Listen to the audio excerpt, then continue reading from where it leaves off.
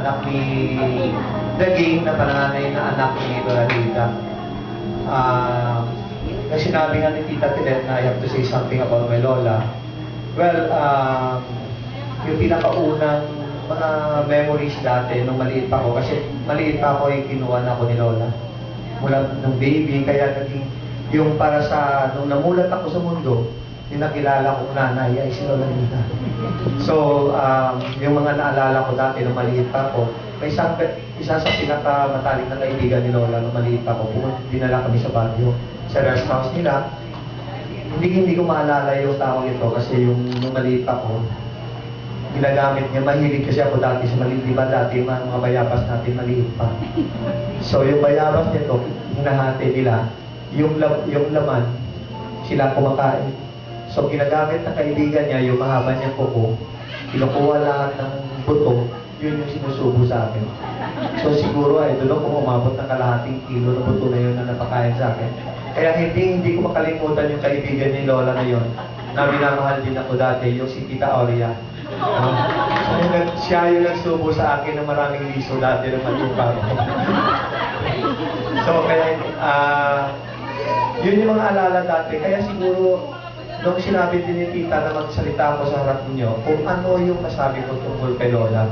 So siguro, yung pinag-isipan ko talaga, kung may masabi ba ako hindi maganda tungkol kay Lola. Pero wala ako. Sa totoo lang, hindi dahil na Lola ko si Lola at saka mahal ko si Lola. Pero talagang wala akong maisip na hindi maganda tungkol sa kay Lola. Sa ugali ni Lola o sa kahit ano man tungkol kay Lola. So, anong klaseng tao si Lola para sa akin? Si Lola yung isang tao na kahit sakta natin na hindi marunong malakit ng kapwa-tao. Diba? Siya yung isang tao na mahilig magbigay kahit hindi natin binibigyan. At lalong-lalo na si Lola ay isang tao na parating minamahal ko tayo, mga kaibigan niya, mga kamag-anak niya, kahit hindi natin siya binibigyan ng ganung katagal na atensyon, ng ganung katagal na pagmamahal. Pero sa kay Lola ay talagang minamahal ko tayo lahat. So,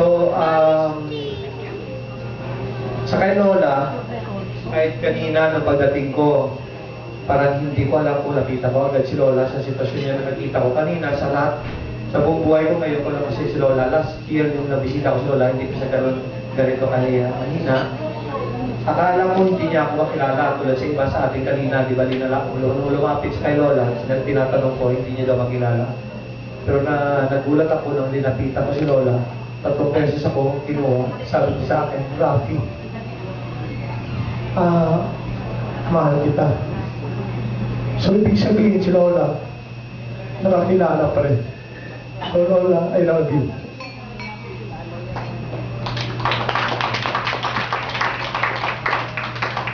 And actually, si Manong Rafi, no? He learned how to love animals and plants because of Lola. At ngayon, yung hanap buhay niya involves raising animals.